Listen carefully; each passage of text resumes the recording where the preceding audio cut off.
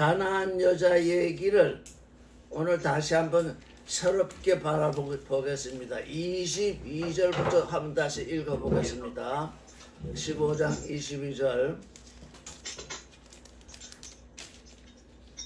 같이 읽겠습니다. 시작. 가나안 여자 하나가 그 지경에서 나와서 소리질러 가로되 주 다윗의 자손이여 나를 불쌍히 여기소서 내 딸이 흉악히 귀신 들렸나이다 하되 가나안 여자는 유다 이스라엘 사람이 아니죠. 이스라엘 사람은 그때도 그렇지만 지금도 그렇습니다. chosen people, 하나님께 선택된 이 민족이라 그런 아주 자부심이 강해가지고 그 자부심을 하나님의 아들 되는 대로 쓰지 못하고 우리는 사람이고 이방인은 짐승이다 이런 생각으로 살았습니다. 우리는 사람이고 이방인들은 짐승이다. 그 chosen people, 하나님이 그렇게 하라고 선택을 했겠습니까? 그런데 하나님의 아들이 되라고 선택을 하나님은 하셨는데 그들이 믿기는 우리는 사람이고 저 이방 사람들은 짐승이다 이렇게 생각을 했었습니다. 그래서 이 가나안 여자도 이스라엘 사람들의 생각을 알고 있습니다. 소리질러 가로되 뭐라고 했죠? 주 다윗의 자손. 네, 여기 주님이라는 말이 있습니다. 주 이렇게 번역이 되지만 뭐 주님 이렇게 번역할 수도 있습니다. 주 다윗의 자손 주 가지입니다. 당신은 이 지금 가나안 여자는 예수께 뭐라는 거예요? 당신은 나의 뭐라는 거예요? 나의 주님이라고 하는 거예요. 근데 또 당신은 누구냐? 다윗의 자손이다. 왜? 다윗의 자손으로부터 지금 메시아가 오는 것도 이 가나안 여자가 뭐예요? 알고 있잖아요. 이렇게 다 알고 있는 겁니다. 다윗의 아들이요 나를 불쌍히 여기소서. 지금 가나안 여자가 뭐 때문에 예수께 소리를 지르는 겁니까? 나를 좀 불쌍히 보소서 그렇습니다. 근데 실제 불쌍히 봐야 여겨져야 하는 것은 딸이 흉악히 귀신 들려서 지금 그 귀신을 내쫓기를 바라지는 거죠. 우리 이스라엘 사람이 아닌 우리는 예전의 방식으로 하면 다 가나안 여자지요. 이방 여자입니다. 여러분은 지금 이방 여자였습니다.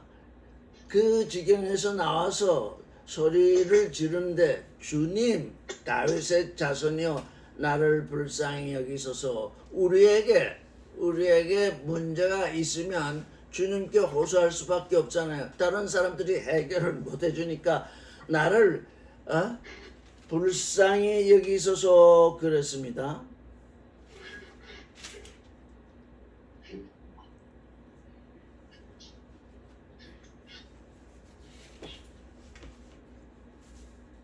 여기 엘레오는 내가 긍휼을 원하고 제사를 원치 아니한다. 그러니까 불쌍히 여기소서 이렇게 번역이 될 수도 있지만 나를 긍휼히 여겨주시옵소서. 왜? 하나님은 긍휼을 원하시고 제사를 원치 아니하시니까 이 여자는 지금 내가 당신께 드릴 제물은 아무것도 없습니다. 나를 긍휼히 여겨주십시오. 지금 하나님의 아들에게 이렇게 말을 하고 있습니다. 여러분도 문제가 있으면 다 문제 없는 사람이 아무도 없지요. 주님 나를 긍휼히 여겨주십시오. 그렇게 기도를 하세요. 그렇게 소리쳐서 기도를 하세요. 혼자 있는데 소리쳐서 기도한다고 누가 뭐 화를 내거나 욕하거나 할 사람이 없잖아요. 혼자 있을 때는 소리 질러도 됩니다. 왜? 마음이 답답하고 그냥 일이 안 풀리고 그러면 어떻게 돼요? 소리라도 한번 질러야 되잖아요.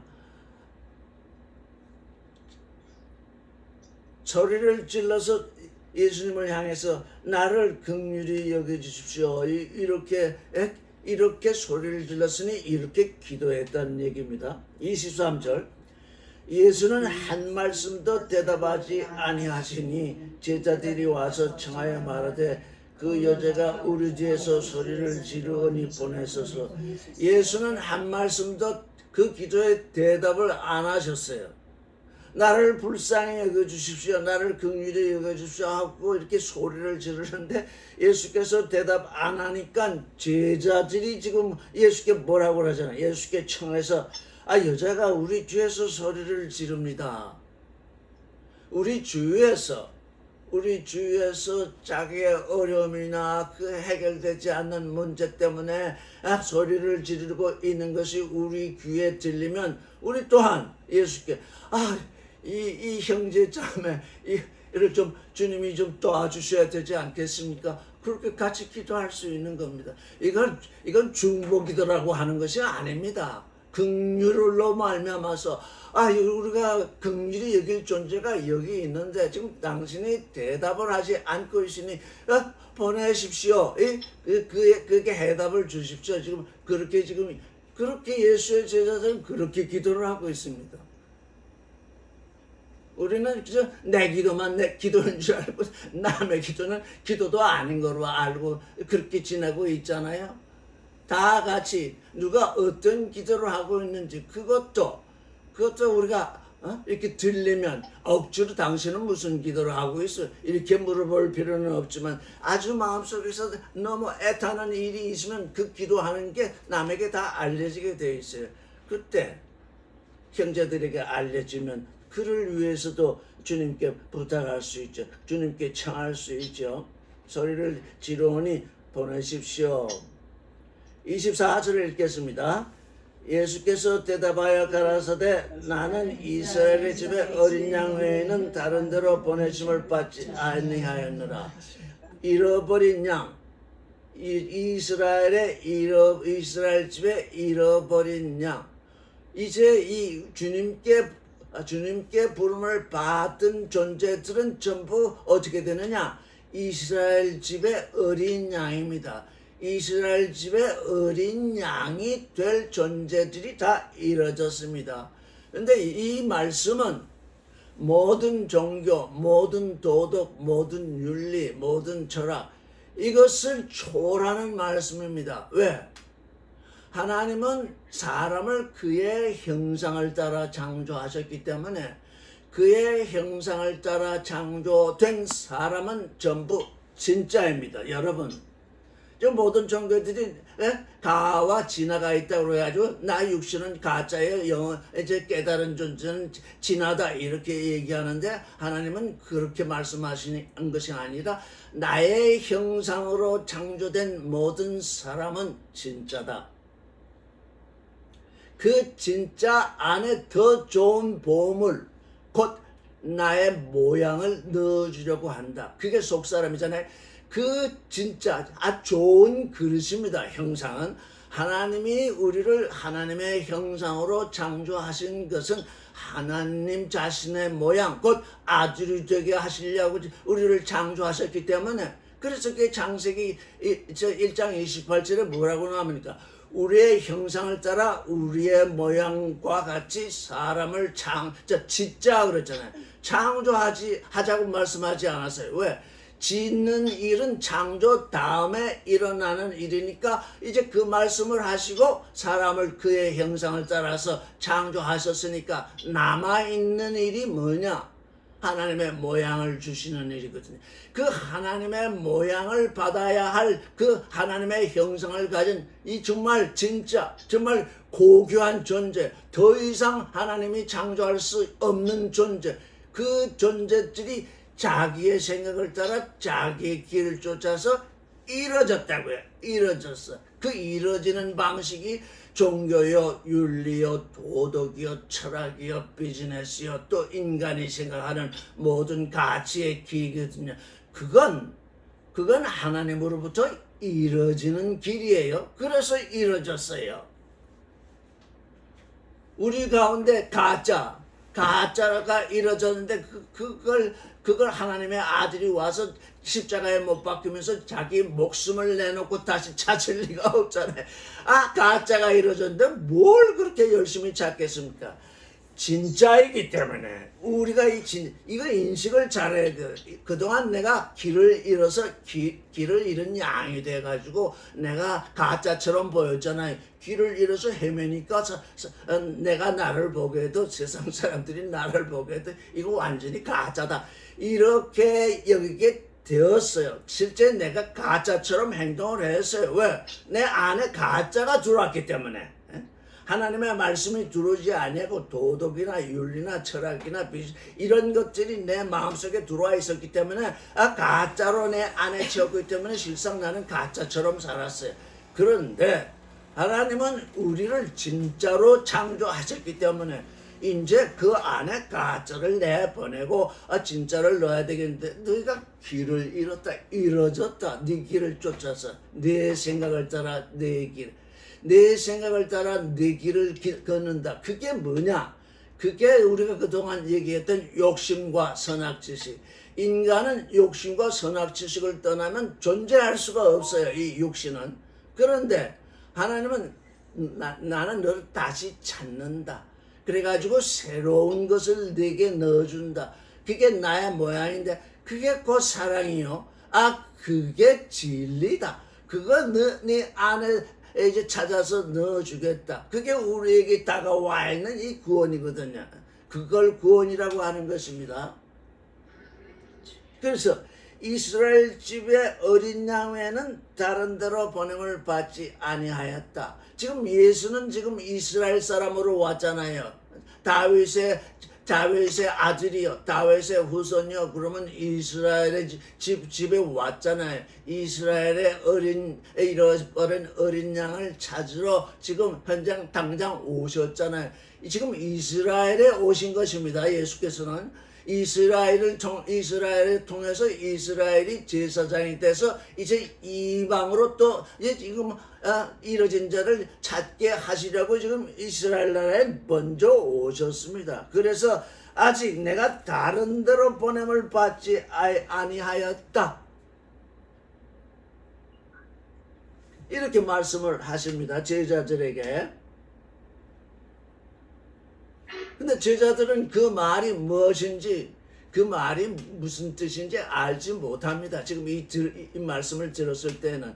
그래도 나중에 이 말씀이 이 기록할 때는 이 말씀들이 다 생각이 나잖아요. 성령이 오셔서 다 그걸 생각나게 하시리라고 하셨기 때문에 다 생각이 나서 이제 기록을 하게 되는 것입니다. 우리가 듣고 잊었던 것도 성령께서 오셔서 다시 우리 안에 얘기하시면 예전에 제가 그 얘기를 들었었는데요. 제가 잊었었습니다. 이렇게 얘기가 되잖아요. 이스라엘 집의 어린 양 외에는 다른 데로 보냄을 받지 아니하였노라. 이렇게 제자들에게 얘기를 하셨습니다. 25절을 읽어보겠습니다. 시작. 여자가 와서 예수께 절하며 가로되 주여 저를 도우소서 그랬습니다. 여기 25절에는 다시 다윗의 아들이요 다윗의 자손이요 이 말을 하지 아니합니다. 여자가 예수께 와서 절하면서 주여 주님 그러는 주님. 다윗의 자손도 이제 이 여자와는 상관이 없어졌습니다.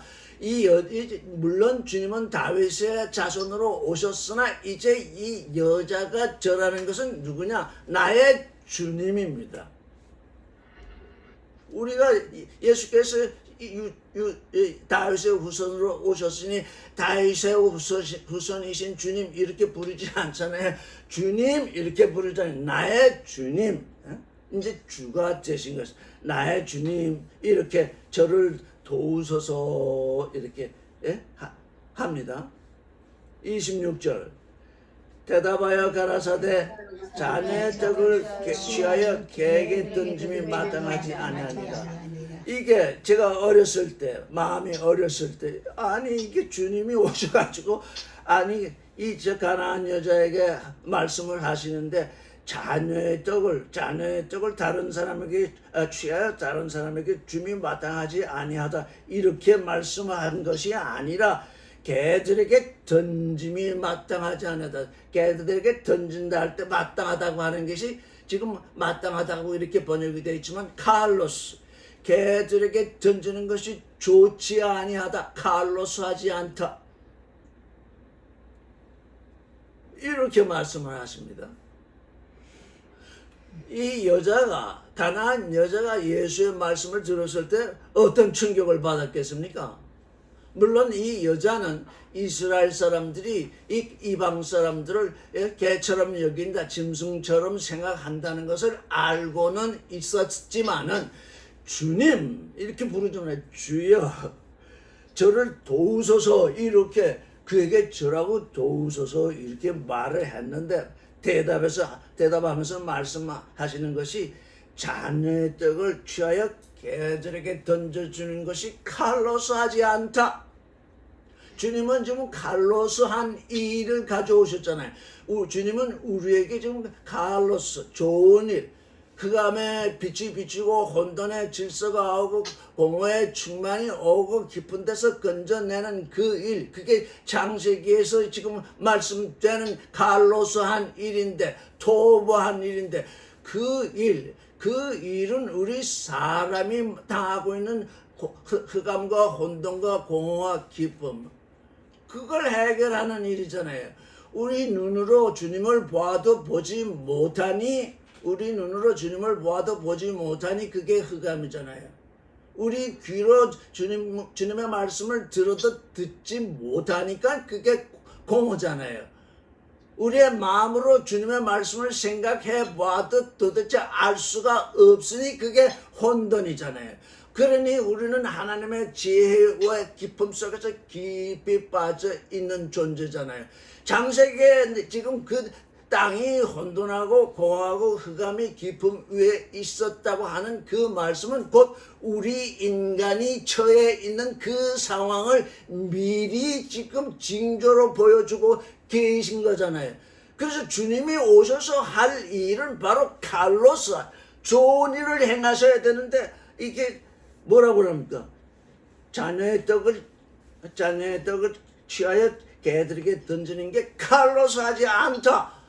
이렇게 선언을 하시니 이 여자는 그 말씀을 듣고 얼마나 충격을 받았겠습니까? 어떻게 했습니까? 그 뒤에 얘기를 보면 또 그 답이 너무너무 기이합니다. 여자의 얘기를 들어봅시다. 시작.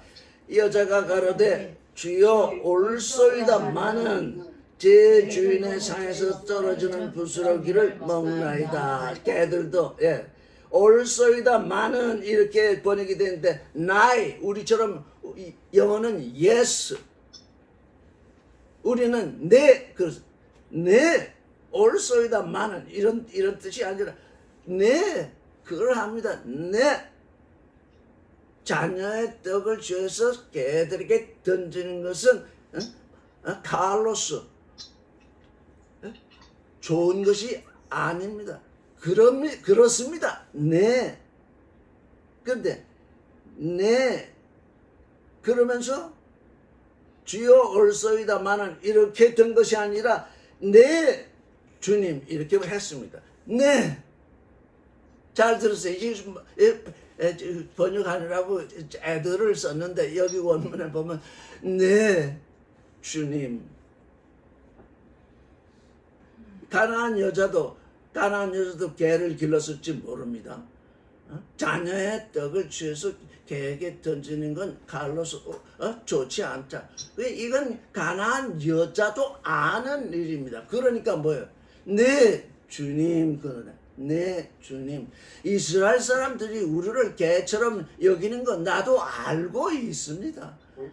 만약에 당신이 그 일을 말씀하시는 거라면, 당신이 이스라엘 사람이니까 그 일을 말씀하시는 거라면 네 주님. 이게 주님이, 이게 사람들이 얼마나 억지스러운지, 여기서 주님 하다가 주님이 뭐라고 말씀하시면 그게 아닙니다. 나 조금 후에 베드로의 얘기도 나오지만은 주님 주님의 뜻을 향하게 해주십시오. 주님께 순종하겠습니다. 주님 하다가 주님이 정작 뭐라고 얘기하면 아니요. 네, 주님. 이렇게 돼야 됩니다. 주님의 얘기에 동의를 해야죠. 주님이 지금 뭐라고 얘기하시는데 그 동의를 하지 못하면 그 다음엔 진행이 될 수 없습니다. 우리의 믿음이 지금 거기에 있습니다. 우리는 그저 말씀을 이렇게 들을 땐 조화목에서 들으니까 주님을 통해서 듣는 것으로 여기지 아니하니까 그저 귀가 좀 이렇게 밝아질지 모르겠는데 그게 저기 지금 주님이 하시는 말씀이다 이렇게 하면 어떻게 네 주님 이렇게 돼야 된다고. 네 주님. 왜? 이게 지금 계시가 드러나는 얘기잖아요. 그래서 근데 여기 아주 재미있는 표현이 있습니다. 걔들도 뭐라고요? 네 주님. 걔들도 뭐라고 썼습니까? 걔들도 제 주인의 상에서 떨어지는 부스러기를 먹나이다. 이게 앞에는 주여 그러고 뒤에는 주인 이렇게 되니까 다른 말인 줄 알았는데 같은 말이거든요. 큐리오스.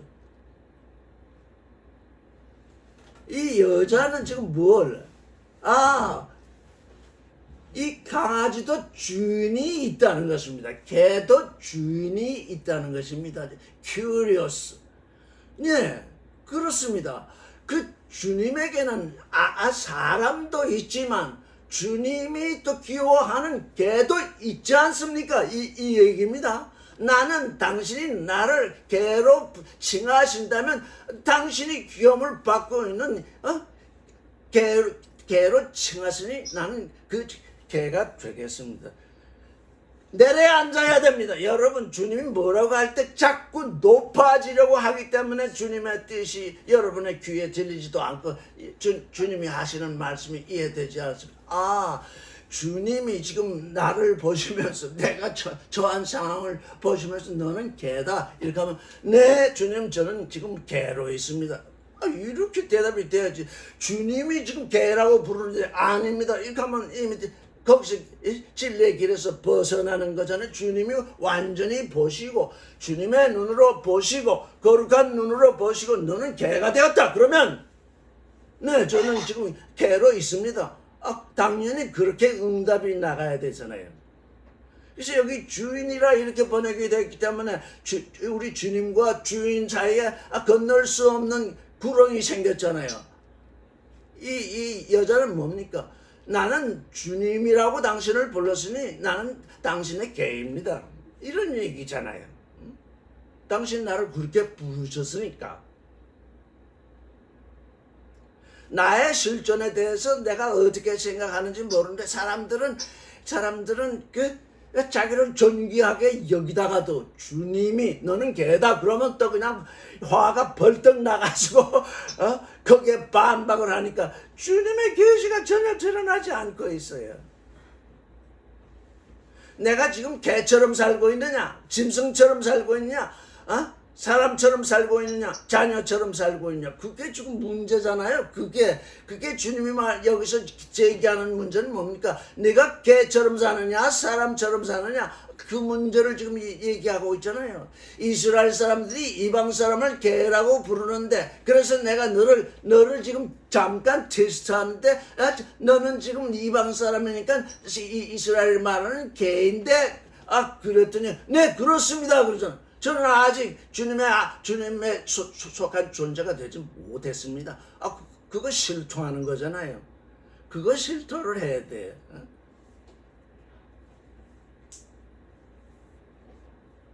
그랬더니 이게 또 얼마나 귀한 답변이 나옵니까? 이에 예수께서 대답하여 가라사대 여자야 네 믿음이 크도다.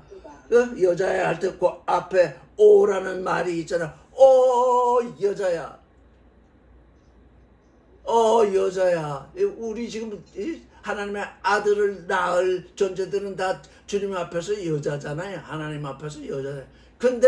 그런데 도덕, 윤리나 도덕이나 종교나 철학이나 그 모든 것을 가지고 있는 사람들은 나는 남자다 이렇게 하고서 주님의 지금 그 말씀을 반역하고 있잖아요. 거절하고 있잖아요. 주님이 하시는 말씀에 대해서 지금 거절을 하고 있는데 여기 여자야. 여자여. 놀라운 믿음을 보이고 있다는 얘기잖아요. 메갈레스 헤피스트스, 내 믿음이 크다. 내 믿음이 크다. 너는 이스라엘 사람들에게 지금 짐승으로 여겨진 존재인데 내게 와서 나를 주님이라고 여겼는데 내가 일부러 너를 향해서 개에게 자녀의 떡을 던져줄 수 없다고 그랬더니 너는 네 자신의 실존이 그 짐승인 것을 실토했다. 자, 네 믿음이 크다. 믿음이 없이는 이 예수의 이 말씀 이거 아주 그냥 너무너무 그런 말씀이잖아. 그 문자로만 들으면 여자를 너무 폄하하고 여자를 완전히 내누르는 것 같은 그런 말씀이잖아요. 그런데 여자는 그렇게 듣지 않았다는 것입니다. 우리가 이게 그러니까 이 여자는 뭐가 있었다는 거 들을 귀가 있었다는 거. 들을 귀. 이게 들을 귀입니다.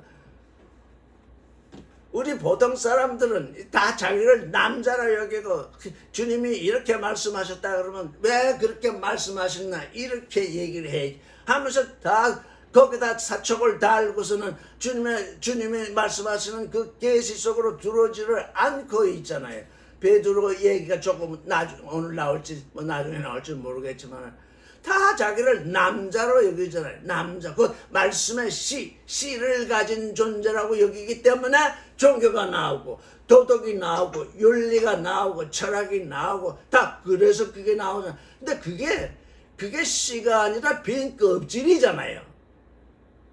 사람이 가지고 있는 그 씨라는 것이 다 빈 껍질인데 그걸 가지고 있으면서 남자라고 하기 때문에 주님의 말씀이 그 귀로 들리지 아니하잖아요.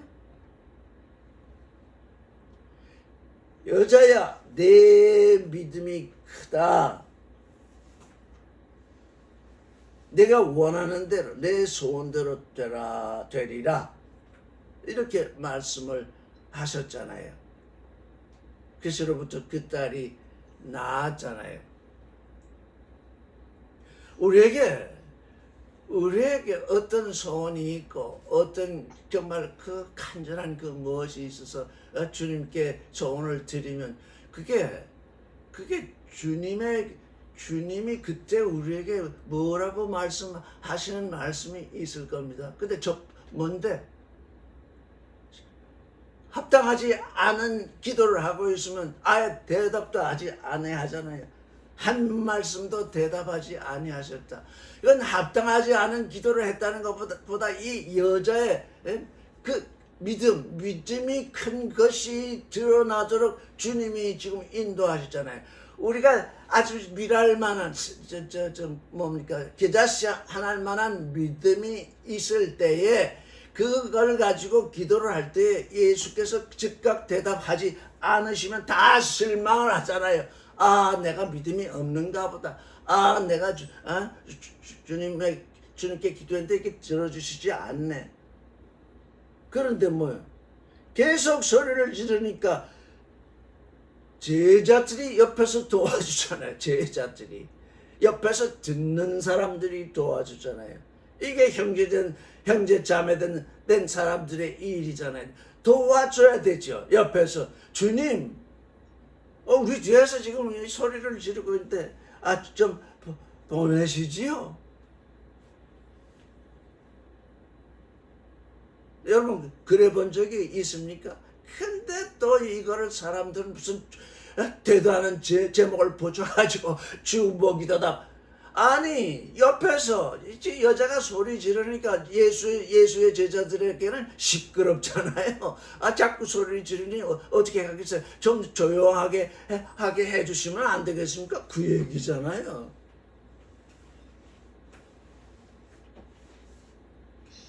그게 무슨 중보기도가 되겠습니까? 자꾸 뭘 남을 위해서 기도하는 걸 중보기도다. 중보기도를 할 자격이 없잖아요. 오직 우리 주님만 중보이신데 무슨 중보기도를 해요? 아브라함이 롯을 위해서 기도한 거 그거 중보기도가 아니에요. 롯이 불쌍해서 혹시 롯을 살려낼까 이렇게 얘기하면 롯이 살아날까 싶어가지고 그렇게 한 것이지 그걸 무슨 중보기도다 뭐다 그래가지고 그점 밤낮으로 중보기도를 한다나요 또.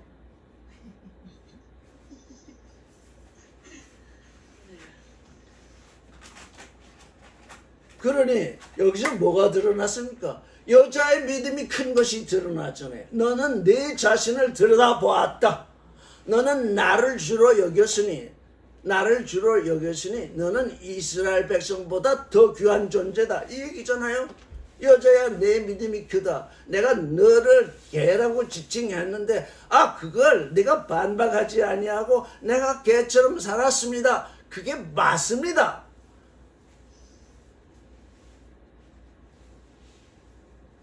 그런데 내가 개처럼 살았을지라도 그 개도 주인의 상에서 떨어지는 부스러기를 먹습니다. 그렇잖아요. 개를 길러본 모양입니다. 이 여자가 자기도 개를 길러본 것입니다. 부스러기 주잖아요. 물러나지 않잖아요. 이 가나안 여자가 물러나지를 않아요. 왜? 나는 이분이 나의 주님이다. 이렇게 확신이 되었으면 물러나지 아니어야 됩니다. 이 사람들이 입으로는 주님 하는데 계속 몇 번 하다가 중조에 다 물러나고 말아요. 왜? 처음에 답변이 안 오거든요. 왜? 그 믿음을 보시려고 그러잖아요. 네가 정말 나를 주님으로 믿느냐? 나를 주님으로 믿었으면 끝까지 내게서 응답이 나올 때까지 네가 기도하는 건 당연한 것이다. 그런데 중도에 다 물러나 버리잖아요. 왜? 주님 입으로는 주님인데 마음으로는 주님이 아니기 때문이잖아요.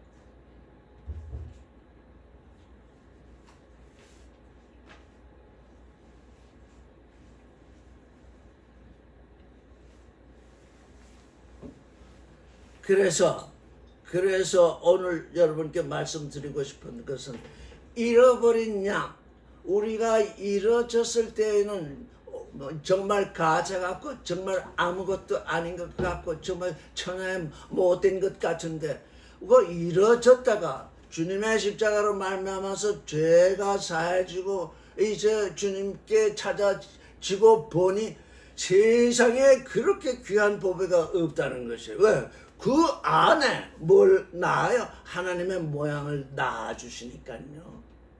그러니 우리가 우리 자신을 어떻게 바라봐야 되느냐? 이뤄졌을 때에는 뭐 가짜나 진짜나 이뤄졌으니까 아무것도 아니에요. 그런데 하나님께 찾아진 이후는 그게 아니에요. 그 이제 찾아진 후에 내 속을 보니까 진짜 세상에 더러운 것들이 가득 차 있거든요. 그래서 그걸 씻어내는 게 그게 회개잖아요. 그걸 십자가에 못 박는 게 그게 회개잖아요. 육체와 함께 정과 욕심을 십자가에 못 박는다는 게 뭡니까? 그게 내 안에 들어와서 나를 지배하고 있잖아요. 그래서 그걸 십자가에 못 박으니까 하나님의 모양, 하나님이 그의 모양으로 육체 대신 영으로 정 대신 사랑으로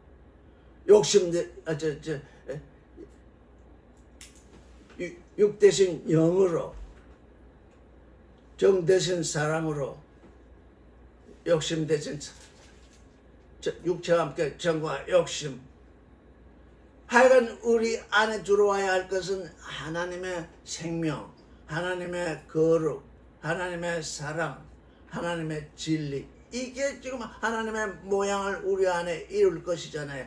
거기에 딱 그걸 넷으로 한정되었다 그런 얘기가 아니라 우리 육신은 그럼 뭘 이렇게 정리를 해서 이렇게 우리에게 말씀을 해주지 않으면 우리는 도대체 무엇인지 모르니까 그렇게 생각을 해보는데 생명도 사랑도 거룩도 진리도 하나님 안에서는 하나잖아요.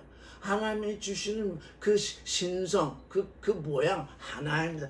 그걸 이렇게 보니까 생명인 것 같고, 이렇게 보니까 거룩인 것 같고, 이렇게 보니까 진리인 것 같고, 이렇게 보니까 사랑이잖아요. 그래서 그걸 그래서 우리가 여기서 조심해야 되는 건 어떤 사람들은 또 하나님은 사랑이다 그러니까 사랑에만 매달리다 보니까 사랑이라고 하는 언어, 사랑이라는 선악 지식에 딱 매달리다 보니까 하나님은 생명이시고 하나님은 동시에 생명이시고 거룩이시고 진리인 걸 놓쳐가지고 하나님은 영겁을 거쳐서라도 사람을 구원하신다.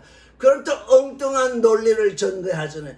구원이란 우리가 하나님의 아들이 되는 건데 뭘 어떻게 하나님을 믿지도 않는 존재를 어떻게 하나님의 아들이 되게 하시겠어요?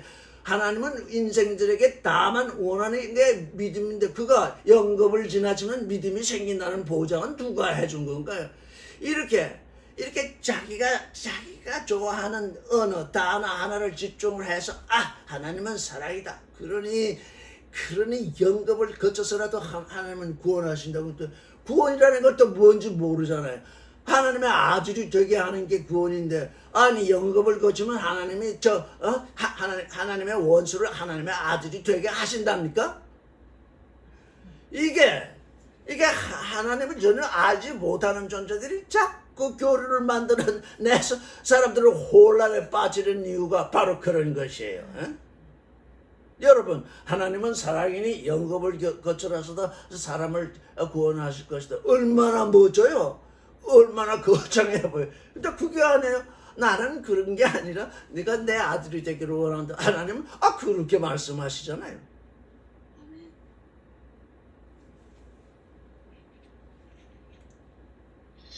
29절을 읽겠습니다. 시작. 예수께서 거기서 떠나사 갈릴리 호숫가에 이르러 손에 올라가 거기 앉으시니 30절 시작. 큰 무리가 절뚝발이와 불구자와 소경과 벙어리와 기타 여럿을 데리고 와서 예수의 발 앞에 두매 고쳐주시니 31절. 벙어리가 말하고 불구자가 건전하고 절뚝발이가 걸으며 소경이 보는 것을 무리가 보고 기여겨 이스라엘의 하나님께 영광을 돌리니라. 자, 여러분, 큰 무리가 데려왔어요. 큰 무리가 다 절뚝발이는 아니에요. 큰 무리가 절뚝발이와 불구자와 소경과 벙어리와 기타 여럿을 데리고 왔어요. 이건 이방인들이 아니에요. 이스라엘 사람들이에요. 그래서 나는 잃어버린 이스라엘의 어린 양에게로 이스라엘의 잃어버린 양에게로 왔다 그랬었으니까 예수의 발 앞에 두매 그랬어요. 우리는 예수의 발 앞에 두어져야 합니다. 여러분, 우리 자신을 어디다 두어야 하느냐? 예수의 발 앞에 우리 자신을 두어야 합니다. 여기는 큰 무리가 그랬는데 우리는 큰 무리가 없으니 어떻게 해야 돼요? 우리 자신을 예수의 발 앞에 두어야 합니다. 예수 앞에 두면 어떻게 하셨대요? 고쳐주셨대요. 예수 앞에 두었더니 고쳐주셨대요.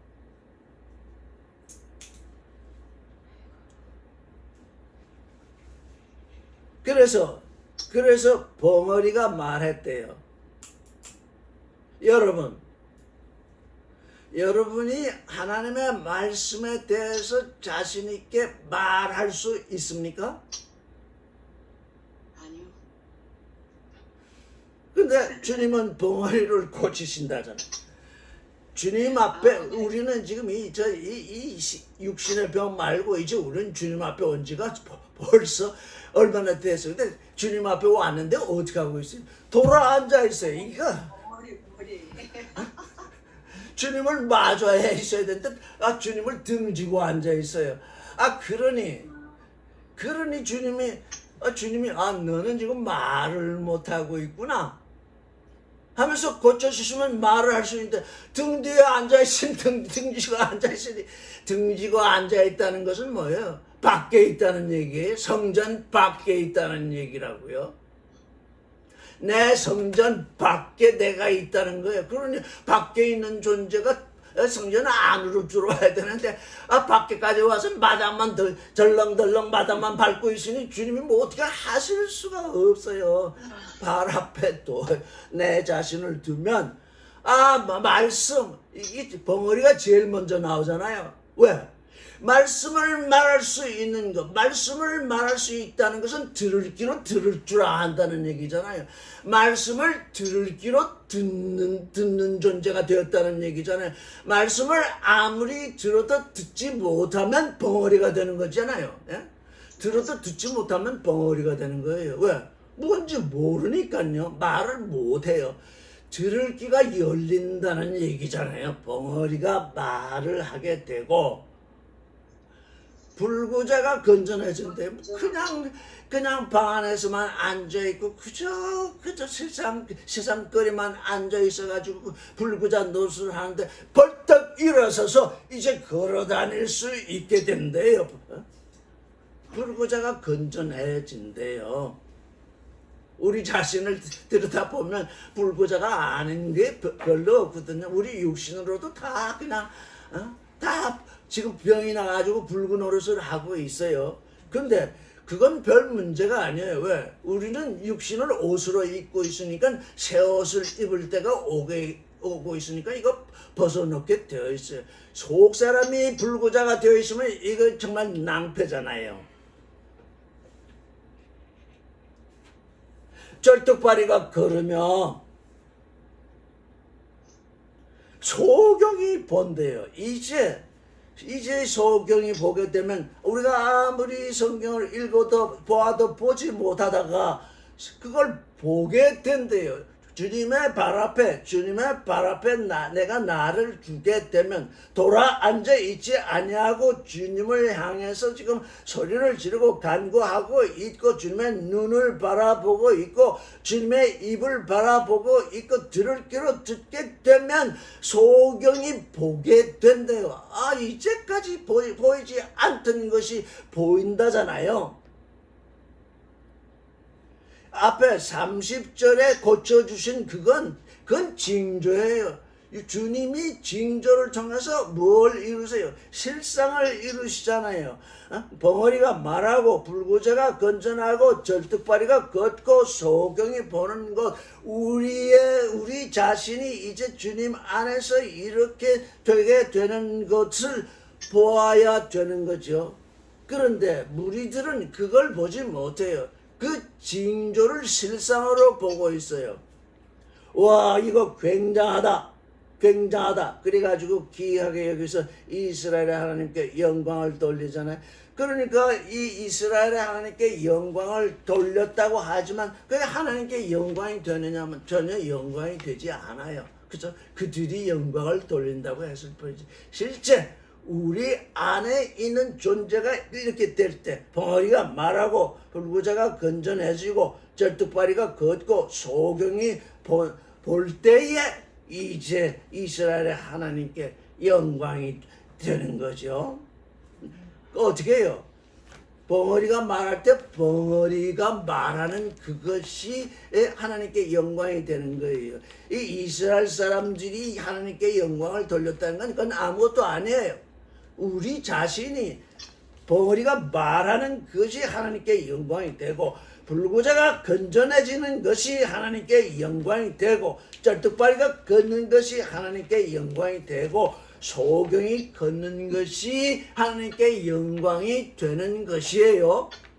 아멘. 그리고 나서 32절 읽겠습니다.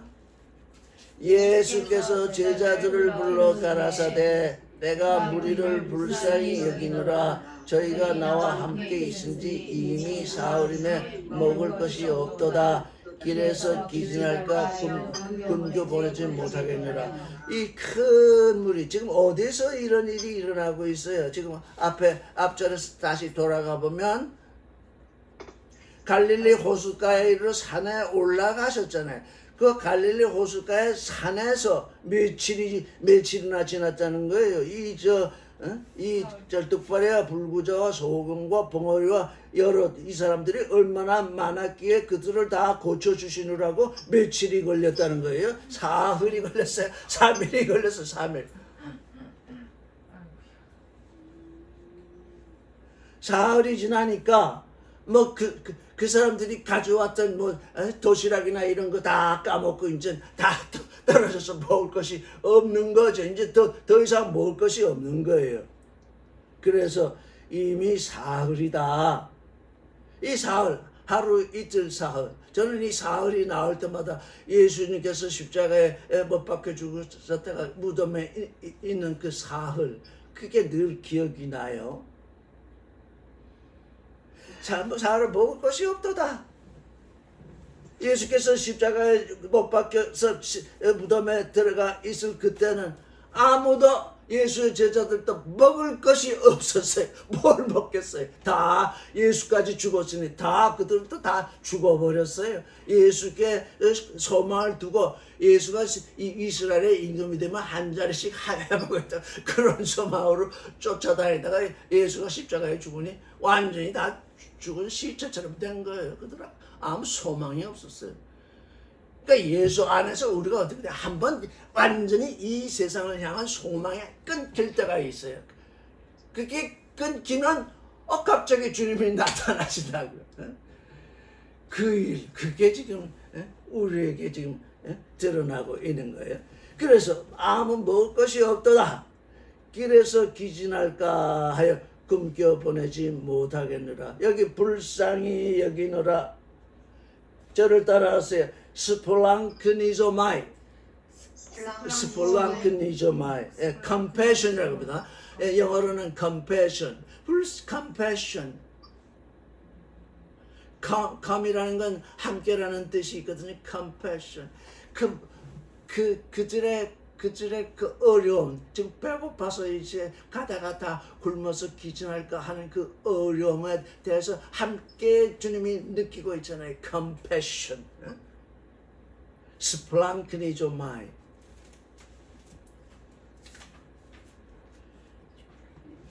임에 33절 시작. 제자들이 가로되 광야에 있어 우리가 어디서 이런 무리에 배부를 만큼 떡을 얻으리까. 그러니까 제자들은 지금 벌써 앞에서 보리떡 5개와 물고기 2마리로 5,000명 이상을 먹이시고 12바구니가 남은 그 일을 까맣게 잊고 있는 거예요. 이게 뭐예요? 우리는 앞에 그저 어떤 조그마한 일들이 있어가지고 그게 내게 기쁨이 돼서 주님의 은혜 감사합니다. 주님의 은혜 감사합니다. 그래서 막 그러다가 어느 순간 조그마한 어려움을 당하면 그저 주님께 감사를 그냥 천번 만번 외치던 한순간에 다 까먹고 이 일을 어쩌면 좋습니까? 이런다고요.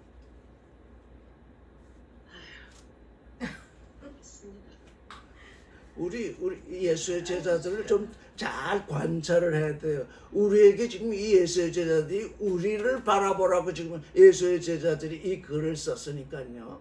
우리에게 와 있는 거거든요. 우리가 어디서 이런 무리에 배부를 만큼 떡을 얻으리까? 그랬더니 예수께서 뭐라고 했어요? 예수께서 가라사대 너희에게 떡이 몇 개나 있느냐? 빵이 몇 개나 있느냐? 가로되 7개와 작은 생선 몇 마리가 있나이다. 여기 2어마리 이렇게 되어 있지만 2어마리는 2마리 이상을 말하잖아요. 근데 그런 뜻이 아니라 그래서 몇 마리다. 작은 생선 몇 마리가 있나이다 하거늘. 35절 예수께서 무리를 명하여 땅에 앉게 하시고 떡 7개와 그 생선을 가지사 축사하시고 떼어 제자들에게 주시니 제자들이 무리들에게 주매. 예, 이제 우리는 어떻게 해야 될까요? 우리가 아침 식사를 맡고 또 점심 식사를 맡고 저녁 식사를 맡고 그럴 때 지금 예수께서는 어떻게 했어요? 그걸 축복하셨어요. 축사를 하셨어요. 왜? 떡 7개와 그 생선을 제자들이 가지고 온 게 아니잖아요. 그 무리 중에서 내놓았잖아요. 보리떡 5개와 물고기 2마리 작은 아이 하나가 내놓았잖아요. 그래서 그걸 축복하신 거예요. 물론 그 떡 7개와 그 생선을 축복하셨죠.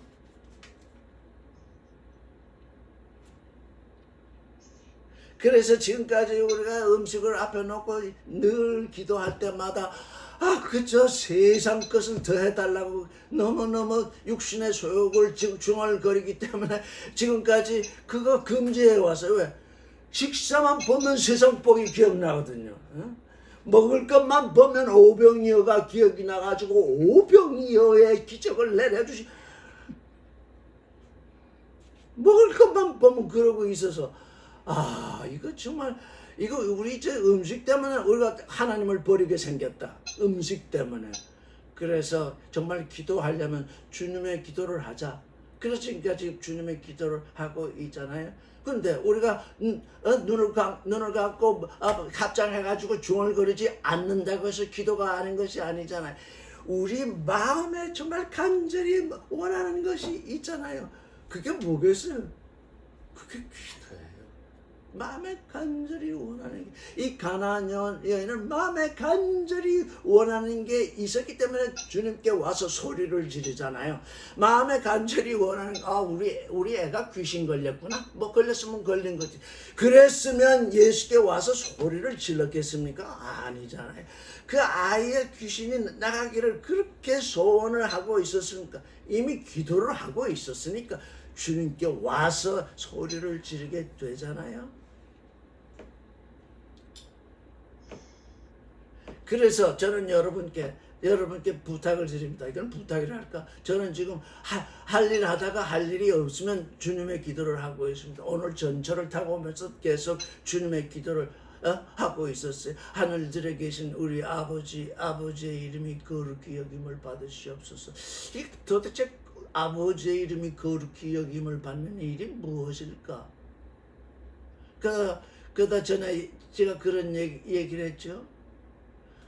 우리가 아버지의 이름이 거룩히 여김을 받게 하는 것은 아버지, 그 거룩한 아버지를 내 편으로 끌어들이는 건 그건 속된 거다. 왜?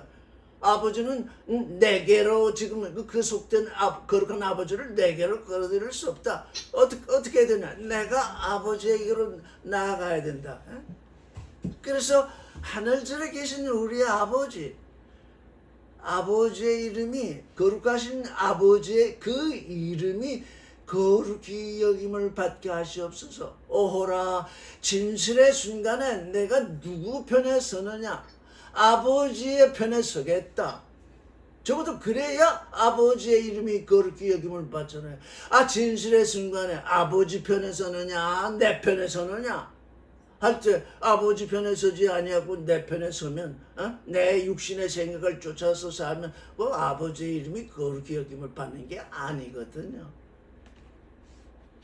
근데 요즘 신문에도 자꾸 나고 하는데 그저 큰 모임을 가지겠다고 하면서 성령 충만 하는데, 아버지의 이름이 거룩히 여김을 받는 것은 아버지 편에 서는데, 이 사람들은 다 자기 편에 사람을 세우고서는 성령 충만을 얘기하니 그게 속된 일 중에 속된 일이 아니면 무엇이겠습니까?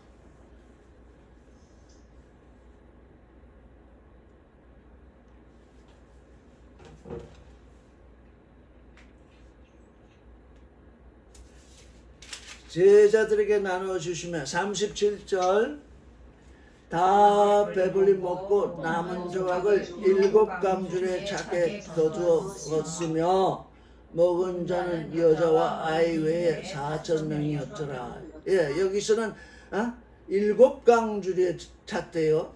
앞에서는 5,000명을 먹이셨을 때는 12바구니를 채웠잖아요. 7과 12. 여기는 7강줄에 차게 거두었고 먹은 자는 여자와 아이 외에 4,000명이었더라.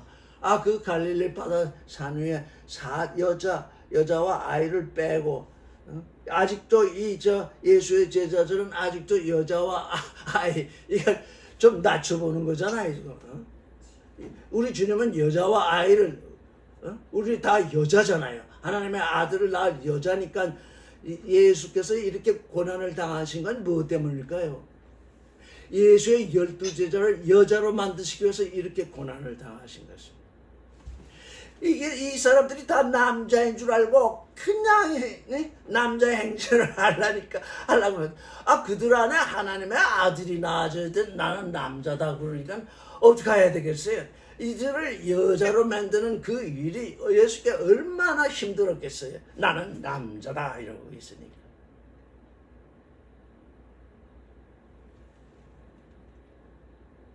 (39절을) 읽겠습니다. 예수께서 무리를 흩어 보내시고 배에 오르사 마가단 지경에 가시니라. 1절 바리새인과 사두개인들이 와서 예수를 시험하여 하늘로서 오는 징조 보이기를 원하니. 아니 그저 바리새인과 사두개인들은 뭘 하기를 좋아해요? 그들 남자들이잖아요. 우리는 교리를 가지고 있다. 우리는 율법을 가지고 있다. 우리는 모세의 제자다. 우리는 틀림없는 남자다. 이런 존재들이 뭐라고 했어요? 예수를 시험하러 왔다 그러잖아요.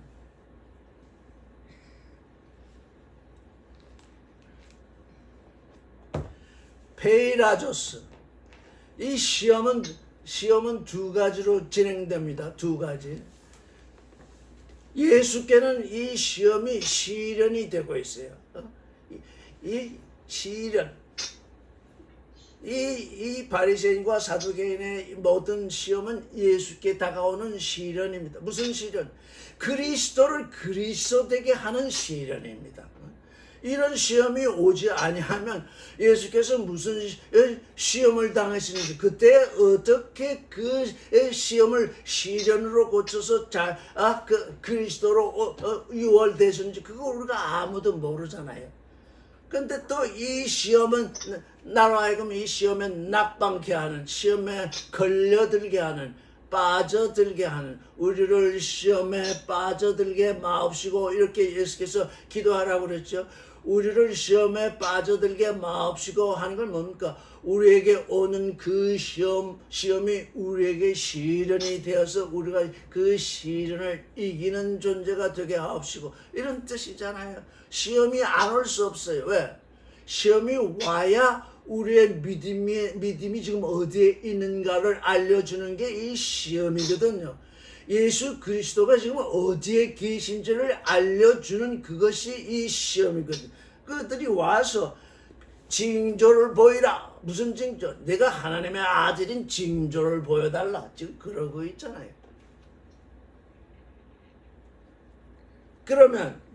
그러면 예수께서는 선뜻 하나님의 아들의 능력을 가지고 선뜻 뭔가 보여주시겠습니까? 그러면 그게 시험에 빠진 거예요. 우리에게 뭘 보여주십시오. 우리에게 와 보라 해서 와 보면 우리가 뭔가 너에게 보여주겠다. 이게 지금 시험에 빠져드는 것이 있거든요. 우리에게 하늘로서 오는 징조를 보여주십시오. 이렇게 얘기를 했더니 예수께서 뭐라고 말씀하십니까? 2절을 읽겠습니다. 시작. 예수께서 대답하여 가라사대 너희가 저녁에 하늘이 붉으면 날이 좋겠다 하고 아침에 하늘이 붉고 흐리면 오늘은 낮이 굳겠다 하니 너희가 천기는 분별할 줄 알면서 시대의 징조는 분별할 수 없느냐. 이게 참으로 예수님께서 이렇게 답변을 하셨어요. 그 이스라엘 나라는 저녁에 지중해를 면에 있어서 저녁에 하늘이 붉으면 유디야 날이 좋다.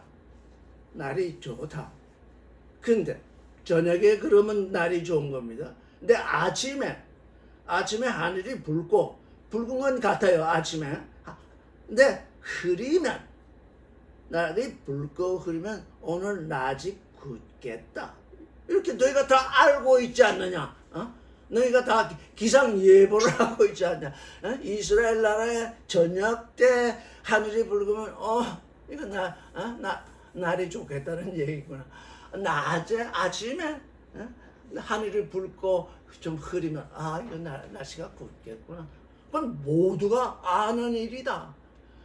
너희가 천기는 분별할 줄 알면서 하늘에 있는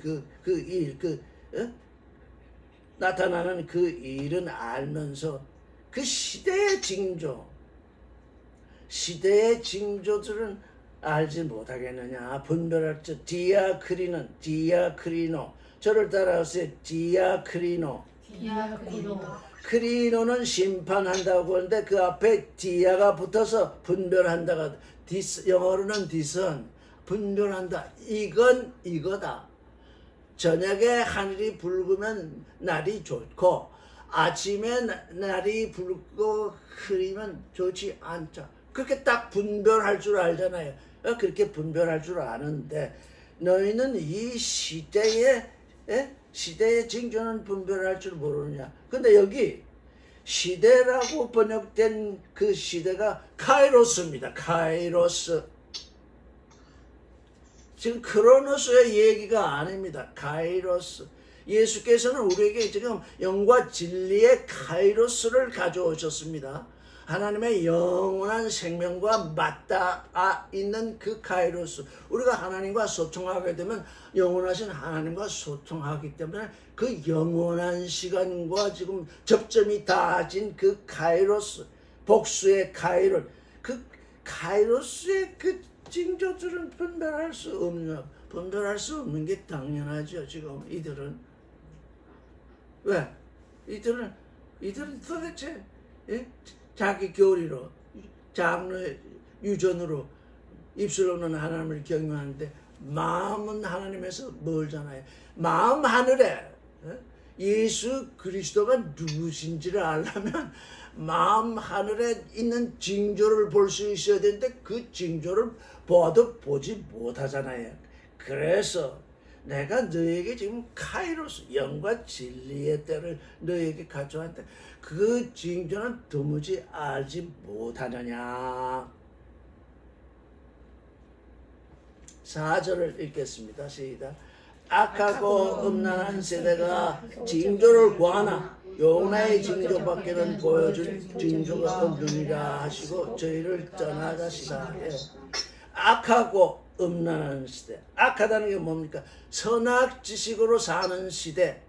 선악지식으로 사는 시대는 선하다고 여겨지는 거나 악하다고 여겨지는 거나 다 하나님께 악한 것입니다. 거기에 뭘 좋은 것을 찾을 수 없습니다. 거기에서 하나님의 아들이 되는 그 무엇을 찾을 수 없습니다. 그들이 선을 움켜쥐면 질수록 하나님께는 더 악한 것입니다. 선하다고 주장하기 시작하면 예수를 십자가에 못 박을 수밖에 없습니다. 예수를 믿을 수가 없어요. 음란하다. 성경 말씀이 있고 세상 말이 있는데 그 다 뒤섞어 가지고 교리를 만들잖아요. 그저 짬뽕을 만들어서 그저 이게 이건지 저게 저건지 모르는 그 시대, 우상숭배의 시대. 그래서 악하고 음란한 시대가 그 세대라고 하는 게 걔네야. 한 세대는 한 세대, 두 세대 이렇게 말하는데 generation, 영어로는 generation이죠. 한 세대인데 그 너희가 거하고 있는 세대가 무슨 세대이냐? 악하고 음란한 세대다. 그들이 뭘 구하느냐? 징조를 구하고 있는데 그 징조를 그들에게 보여줄 징조는 요나의 징조밖에 없다. 예언자 요나의 징조밖에 없다. 하고 저희를 떠나가셨어요. 설명을 하지 않았어요. 요나의 징조밖에 너희가 보여줄 것이 없다. 그가 어떻게 설명을 해봤자 소용도 없고 설명을 들을 수도 없어요. 그가 그 몸으로 요나의 징조를 십자가에서 요나의 죽으시고 3일 만에 살아나시는 그 요나의 징조 그걸 보여주셔야지 설명하고 뭐하고 할 것이 아무것도 없는 것입니다.